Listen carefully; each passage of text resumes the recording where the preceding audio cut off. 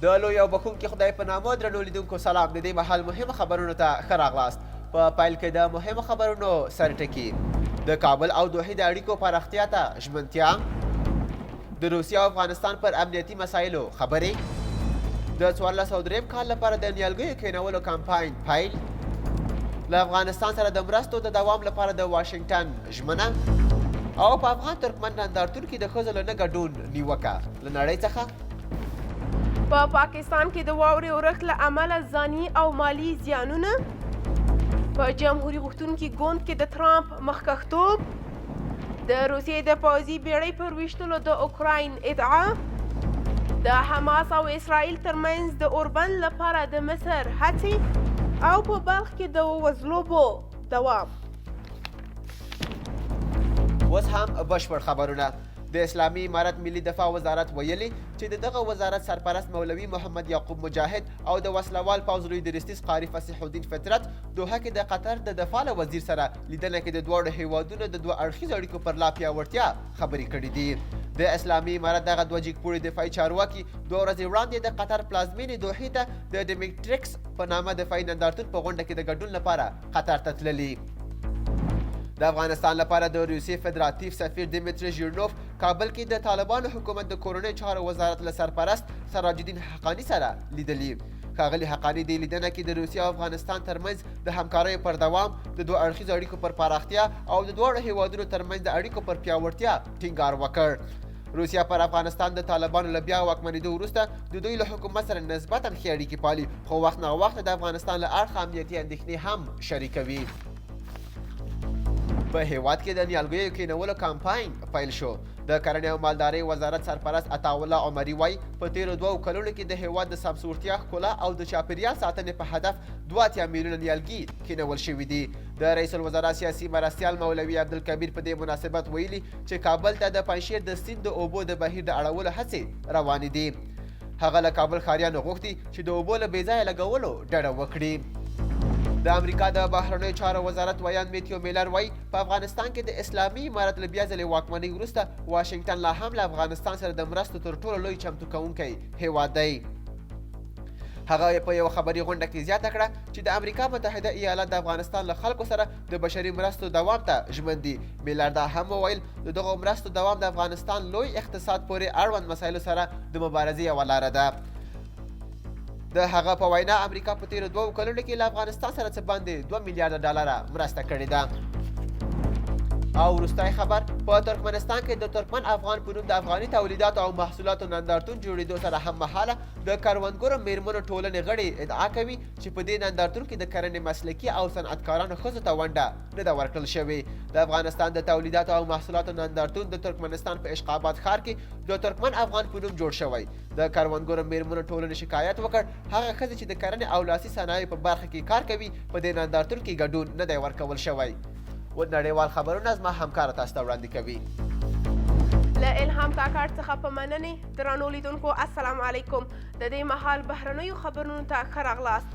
پیل د امریکا له ټاکنو څخه. د امریکا پخوانی ولسمشر ډونالډ ټرمپ تمه لري چې د ولسمشرۍ د انتخاباتو په مهم پړاو کې خپل یوازینی سیالي نیکي هیلې ته قاطع ګزار ورکړي. دا په داسې حال کې ده چې د امریکا د انتخاباتي سیالیو په مقدماتي پړاو کې په 15 ایالتونو کې د رای اخیستلو مهمه ورځ ده. ټرمپ چې له جنایي دوسیې سره سره په جمهوري پال ګوند کې دننه انتخاباتو کې بریالی روان دی، له میرمن هیلې پرته نور ټول سیالان له مخې لرې کړي او په دې لوی ډګر کې یوازې دا 2 کاندیدان پاتې دي. له واشنګټن څخه کیف ته اوکراین وایي په اشغال شوي کریمیا سیمه کې د روسیې د سمندري ګزمې یوه کښتۍ ویشتلې او ویجاړه کړې ده.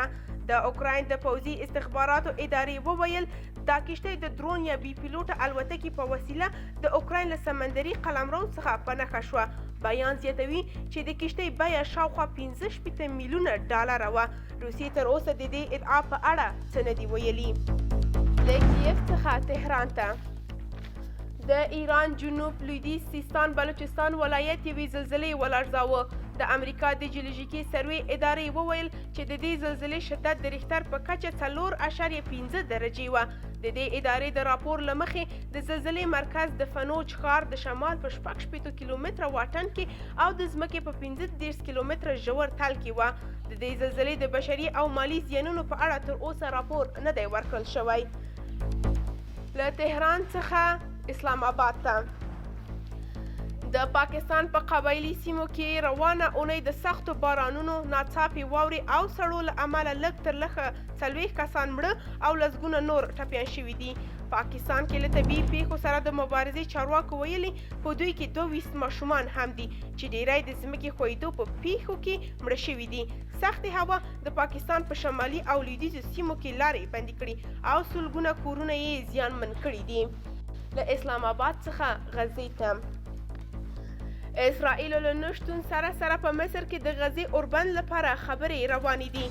د حماس او امریکا استازو د پرله پسې درېیمې ورځې لپاره د وړاندیز شوي شپږ اونیز اوربند په اړه خبرو ته دوام ورکړی دی. دا خبرې د قطر او مصر په منځګړیتوب ترسره کیږي. ویل کیږي چې اسرائیل په دوامداره توګه په خبرو کې ښکیل دی. اسرائیلو ویلي وو د حماس لخوا یرغمل شویو کسانو د لیست له ورسپارل کېدو پرته په خبرو کې برخه نه اخلي. او بیرته راګرځو د افغانستان مزار شریف ته.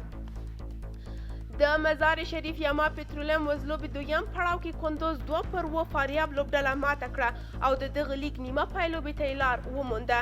د دغه لیګ نیمه پایلوبې ته بلخ، یما پټرول، کندوز او بغلان ځوانانو لوبډلې لاره موندلې. د دغه لیګ لومړۍ نیمه پایلوبه د چهارشنبې په ورځ د یما پټرول او بلخ ترمنځ وشي چې ګټونکې لوبډله به یې پایلوبې او بایلونکې لوبډله به یې دریم مقام ترلاسه کولو لپاره سیالۍ وکړي.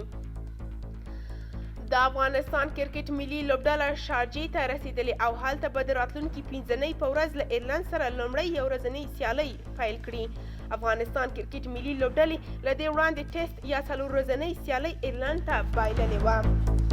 او وروستی خبر د اسپانیا لالیګا سیالیو کې اوساسونا 0-1 الاوس لوبډله ماته کړه. په دغه لیګ کې تر اوسه ریال مادرید په 6 نمرو د نوملړ په سر کې ده. خیرونا دویمه او بارسلونا دریم ځای کې قرار لري. د انګلستان پریمیر لیګ سیالیو کې بیا ارسنال 0-6 شیفیلډ یونایټډ له ماتې سره مخ کړ. په دغه لیګ کې تر اوسه لیورپول په 63 نمرو اوله او منچستر سیټي په 62 نمرو دویمه لوبډله ده. دا و د دې مهال مهم خبرونه تر بیا د خدای په امان.